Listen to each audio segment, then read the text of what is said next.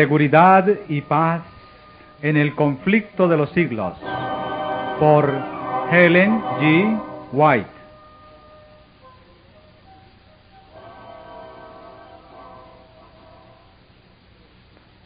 Introducción. Antes que el pecado entrara en el mundo, Adán gozaba de libre trato con su Creador.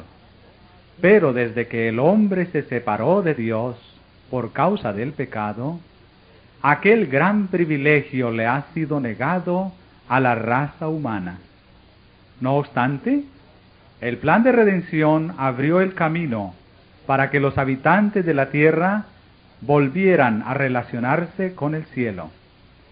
Dios se comunicó con los hombres mediante su Espíritu y mediante las revelaciones hechas a sus siervos escogidos. La luz divina se esparció por el mundo.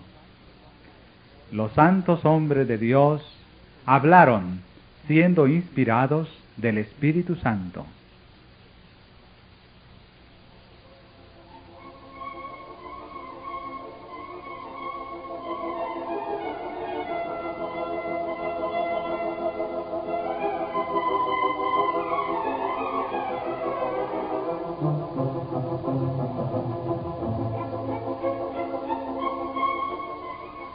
Durante los 25 primeros siglos de la historia humana no hubo revelación escrita.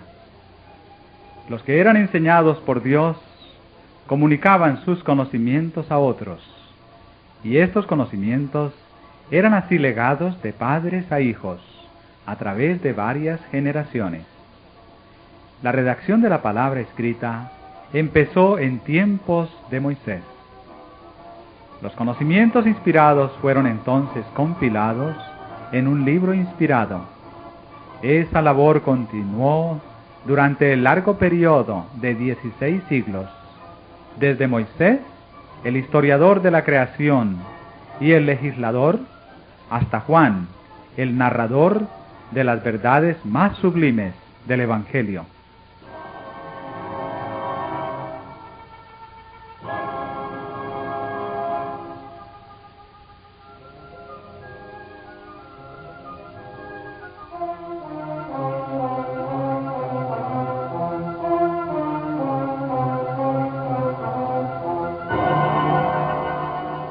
La Biblia nos muestra a Dios como autor de ella, y sin embargo fue escrita por manos humanas.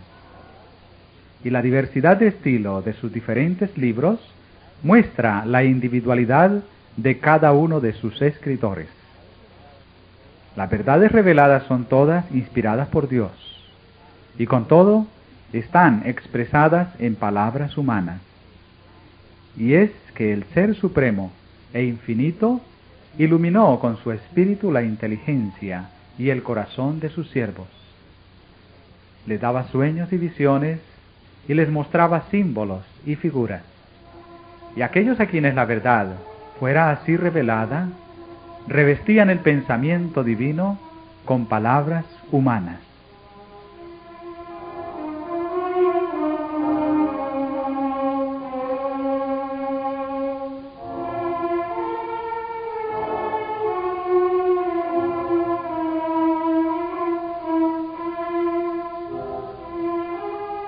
Los 10 mandamientos fueron enunciados por el mismo Dios y escritos con su propia mano. Su redacción es divina y no humana. Pero la Biblia, con sus verdades de origen divino, expresadas en el idioma de los hombres, es una unión de lo divino y lo humano. Esta unión existía en la naturaleza de Cristo, quien era Hijo de Dios e Hijo del hombre. Se puede, pues, decir de la Biblia lo que fue dicho de Cristo: aquel Verbo fue hecho carne y habitó entre nosotros.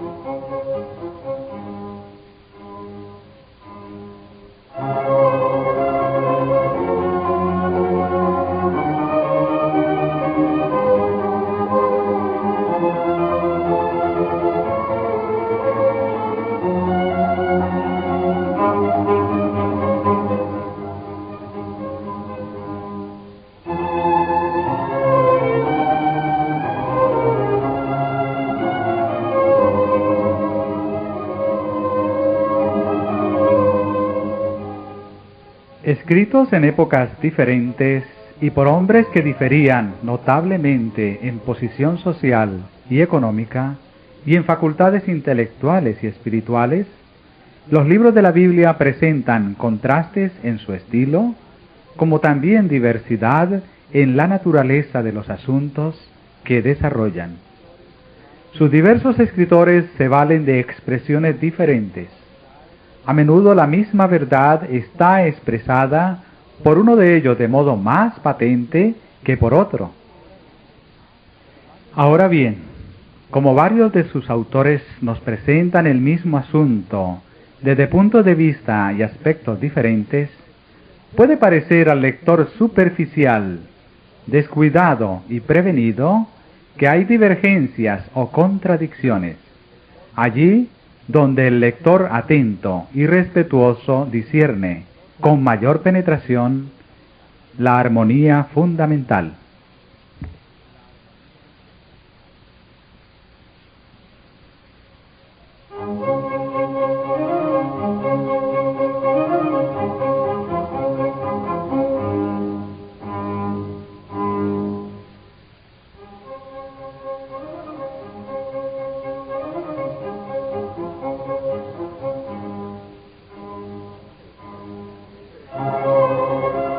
Presentada por diversas personalidades, la verdad aparece en sus variados aspectos. Un escritor percibe con más fuerza cierta parte del asunto, comprende los puntos que armonizan con su experiencia o con sus facultades de percepción y apreciación. Otro nota más bien otro aspecto del mismo asunto, y cada cual, bajo la dirección del Espíritu Santo, presenta lo que ha quedado inculcado con más fuerza en su propia mente. De aquí que encontremos en cada cual un aspecto diferente de la verdad, pero perfecta armonía entre todos ellos. Y las verdades así reveladas se unen en perfecto conjunto, adecuado para satisfacer las necesidades de los hombres en todas las circunstancias de la vida.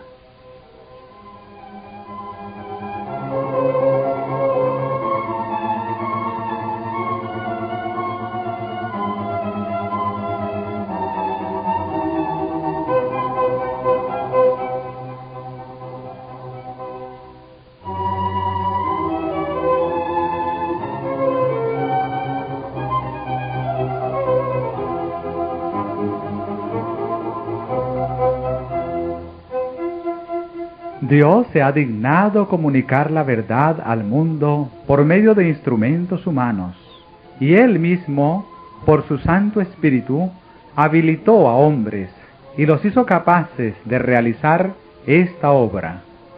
Guió la inteligencia de ellos en la elección de lo que debían decir y escribir. El tesoro fue confiado a vasos de barro, pero no por eso deja de ser del cielo. Aunque llevado a todo viento en el vehículo imperfecto del idioma humano, no por eso deja de ser el testimonio de Dios. Y el Hijo de Dios, obediente y creyente, contempla en ello la gloria de un poder divino, lleno de gracia y de verdad.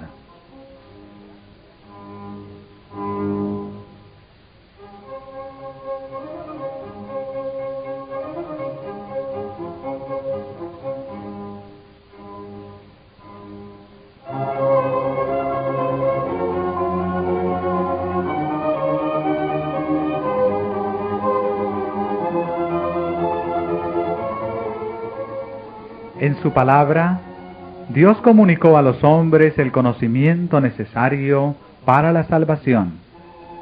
Las Santas Escrituras deben ser aceptadas como dotadas de autoridad absoluta y como revelación infalible de su voluntad. Constituyen la regla del carácter, nos revelan doctrinas y son la piedra de toque de la experiencia religiosa. Toda la Escritura es inspirada por Dios y es útil para enseñar, para reprender, para corregir, para instruir en toda justicia, a fin de que el hombre de Dios sea perfecto, estando cumplidamente instruido para toda buena obra.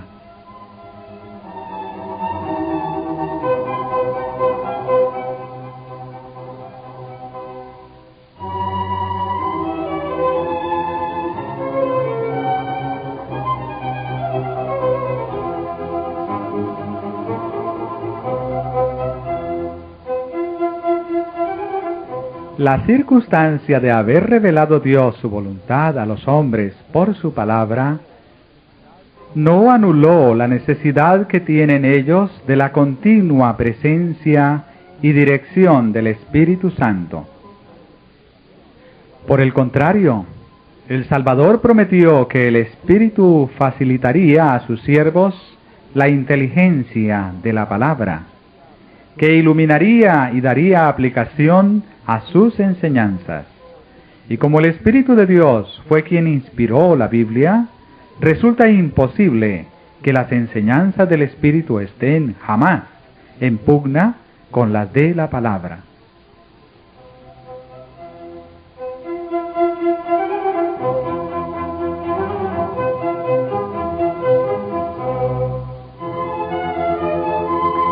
El Espíritu no fue dado ni puede jamás ser otorgado para invalidar la Biblia, pues las Escrituras declaran explícitamente que la palabra de Dios es la regla por la cual toda enseñanza y toda manifestación religiosa debe ser probada. El apóstol Juan dice: no creáis a todo espíritu, sino probad los espíritus si son de Dios, porque muchos falsos profetas han salido por el mundo. E Isaías declara: a la ley y al testimonio, si no dijeren conforme a esto, es porque no les ha amanecido.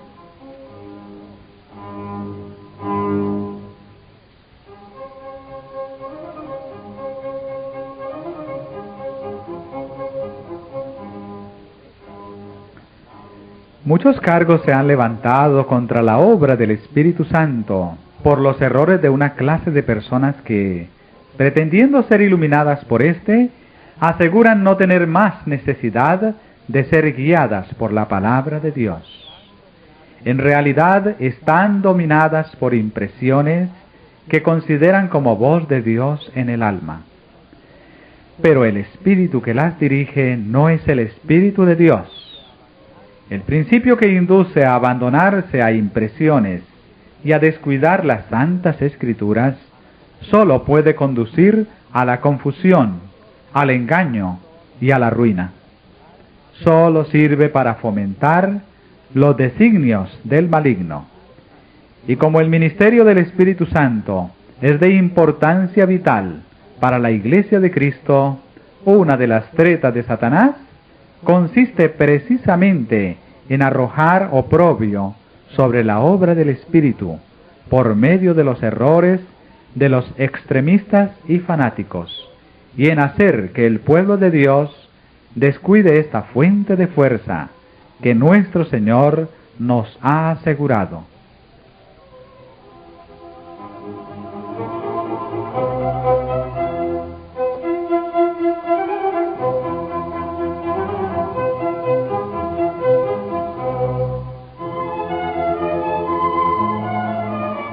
Según la palabra de Dios, el Espíritu Santo debía continuar su obra por todo el periodo de la dispensación cristiana.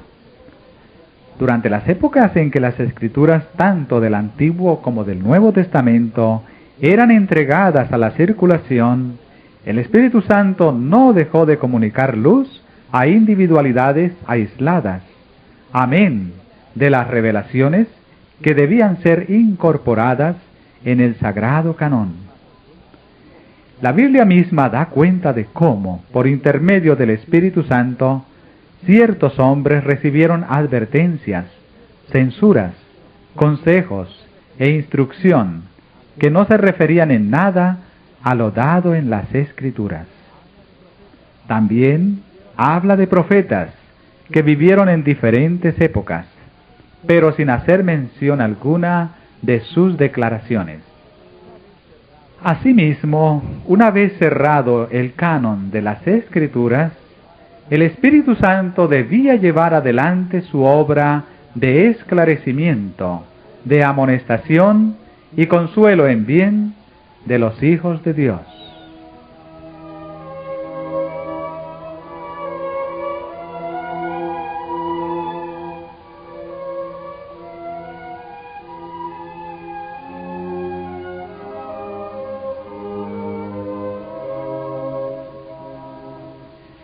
Jesús prometió a sus discípulos el Consolador, el Espíritu Santo, al cual el Padre enviará en mi nombre.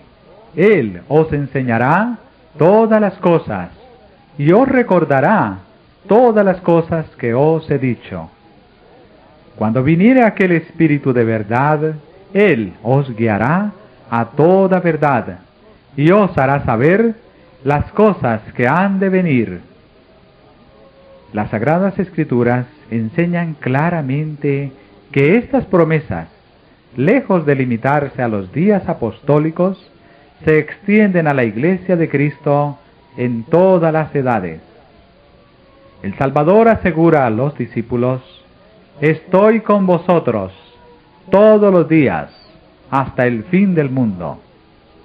San Pablo declara que los dones y manifestaciones del Espíritu fueron dados a la Iglesia para el perfeccionamiento de los santos, para la obra del ministerio, para la edificación del cuerpo de Cristo, hasta que todos lleguemos a la unidad de la fe y del conocimiento del Hijo de Dios, al estado de hombre perfecto, a la medida de la estatura de la plenitud de Cristo.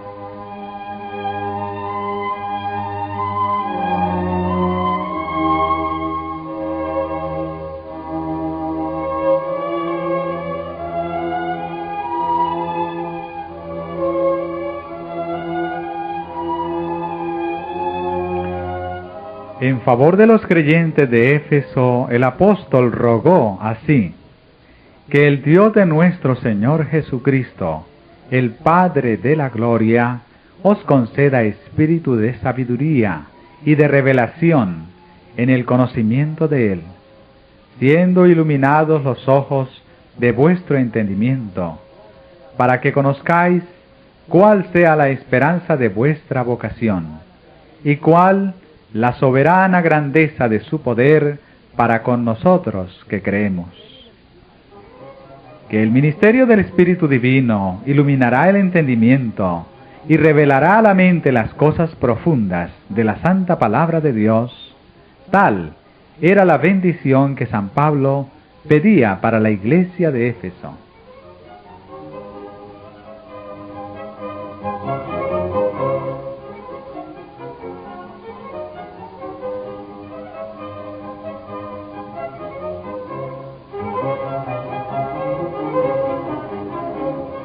Después de la maravillosa manifestación del Espíritu Santo, el día de Pentecostés, San Pedro exhortó al pueblo al arrepentimiento y a que se bautizara en el nombre de Cristo para la remisión de sus pecados, y dijo: recibiréis el don del Espíritu Santo, porque para vosotros es la promesa, y para vuestros hijos, y para todos los que están lejos, para cuantos el Señor nuestro Dios llamare.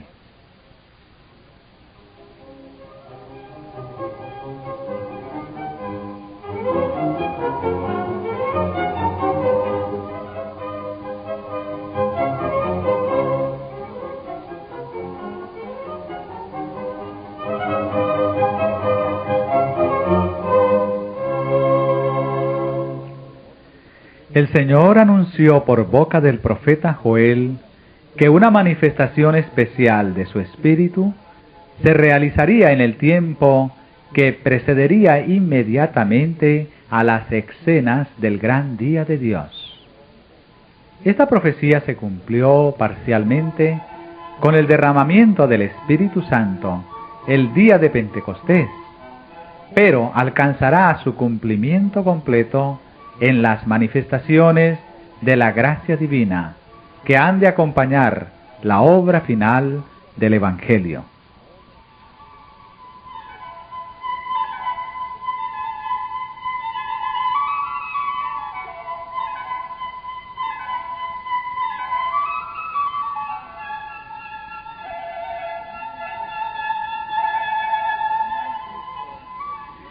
El gran conflicto entre el bien y el mal aumentará en intensidad hasta la consumación de los tiempos. En todas las edades la ira de Satanás se ha manifestado contra la Iglesia de Cristo, y Dios ha derramado su gracia y su espíritu sobre su pueblo para robustecerlo contra el poder del maligno. Cuando los apóstoles de Cristo estaban por llevar el Evangelio por el mundo entero y consignarlo por escrito para provecho de todos los siglos venideros, fueron dotados especialmente con la luz del Espíritu.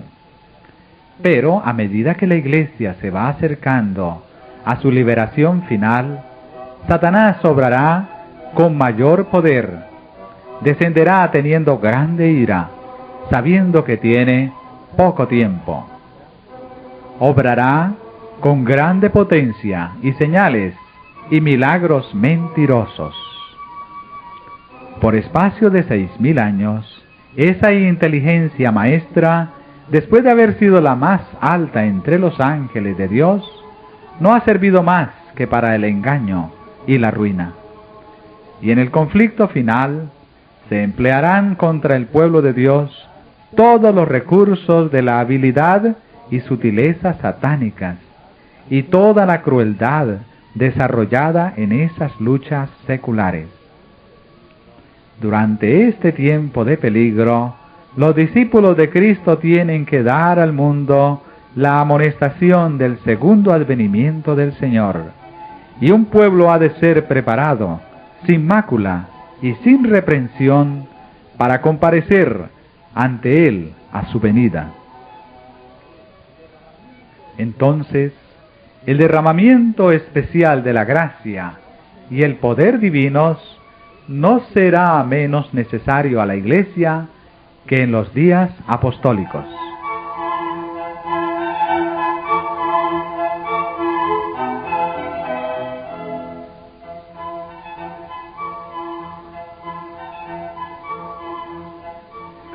Mediante la iluminación del Espíritu Santo, las escenas de la lucha secular entre el bien y el mal fueron reveladas a quien escribe estas páginas.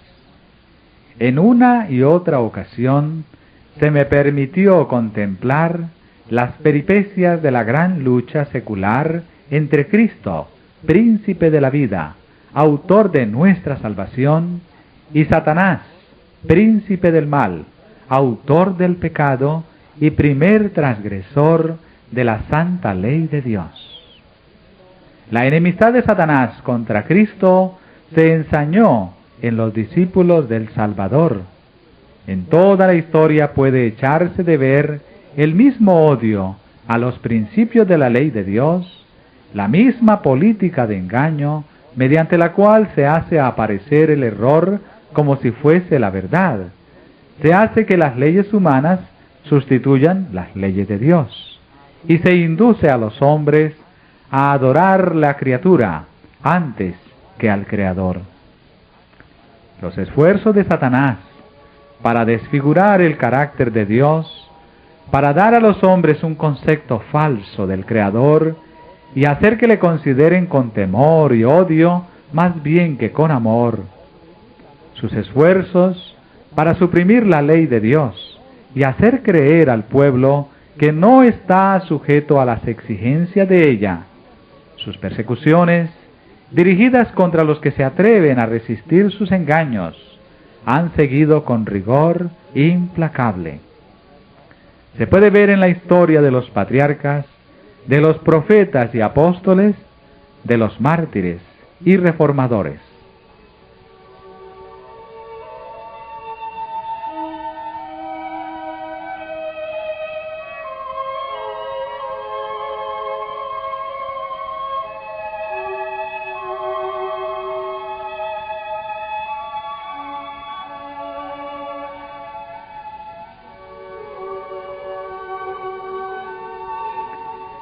En el gran conflicto final, Satanás empleará la misma táctica, manifestará el mismo espíritu y trabajará con el mismo fin que en todas las edades pasadas. Lo que ha sido, volverá a ser, con la circunstancia agravante de que la lucha venidera será señalada por una intensidad terrible, cual el mundo no la vio jamás. Las seducciones de Satanás serán más sutiles, sus ataques más resueltos. Si posible le fuera, engañaría a los escogidos mismos.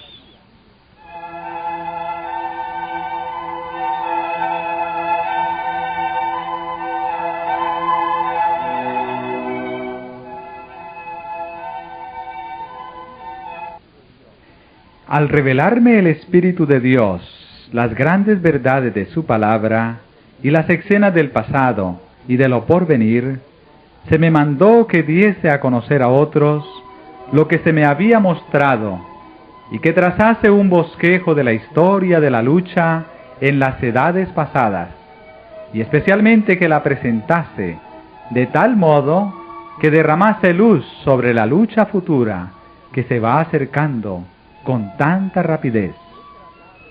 Con este fin, he tratado de escoger y reunir acontecimientos de la historia de la Iglesia en forma que quedara bosquejado el desenvolvimiento de las grandes verdades comprobantes que en diversas épocas han sido dadas al mundo. Han excitado la ira de Satanás y la enemistad de la Iglesia amiga del mundo, y han sido sostenidas por el testimonio de aquellos que no amaron sus vidas, exponiéndolas hasta la muerte.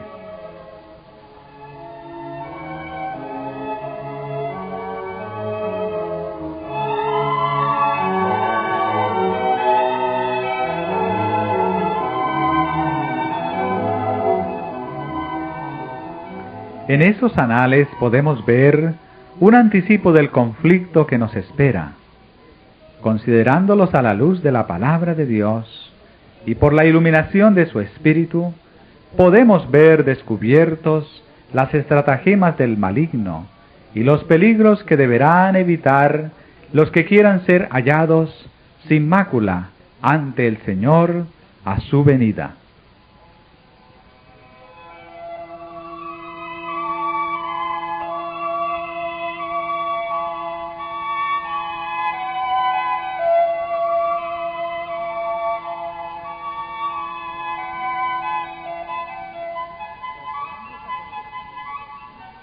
Los grandes acontecimientos que marcaron los pasos de reforma que se dieron en siglos pasados son hechos históricos harto conocidos y universalmente aceptados, que nadie puede negar. Esa historia la he presentado brevemente, de acuerdo con el fin y objeto de este libro, y con la concisión que necesariamente debe observarse, condensando los hechos en forma compatible con una clara inteligencia de las enseñanzas consiguientes. En algunos casos, cuando he encontrado que un historiador había reunido los hechos y presentado en pocas líneas un claro conjunto del asunto, o agrupado los detalles en forma conveniente, he reproducido sus palabras, no tanto para citar a esos escritores como autoridades, sino porque sus palabras resumían adecuadamente el asunto. Y al referir los casos y puntos de vista de quienes siguen adelante con la obra de reforma en nuestro tiempo, me he valido en forma similar de las obras que han publicado.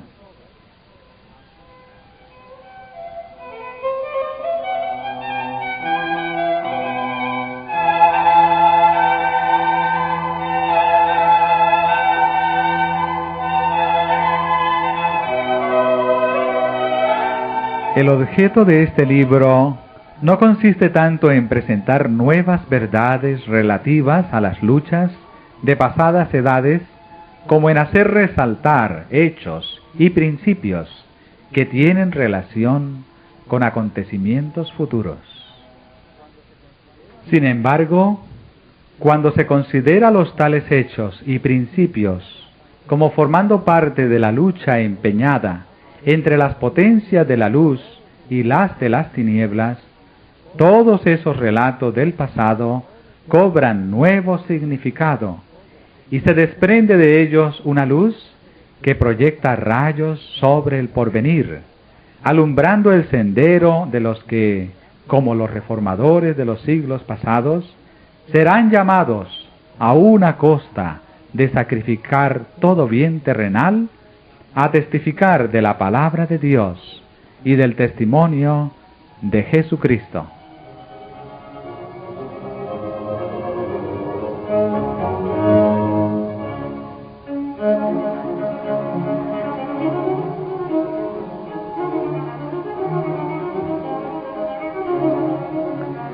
Desarrollar las escenas de la gran lucha entre la verdad y el error, descubrir las tretas de Satanás y los medios de resistirle con éxito, presentar una solución satisfactoria del gran problema del mal, derramando luz sobre el origen y el fin del pecado en forma tal que la justicia y benevolencia de Dios en sus relaciones con sus criaturas queden plenamente manifiestas, y hacer patente el carácter sagrado e inmutable de su ley, tal es el objeto de esta obra.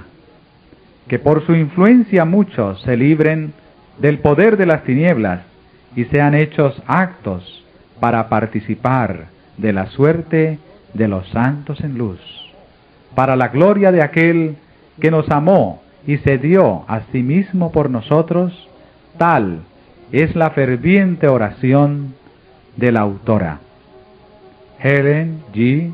White.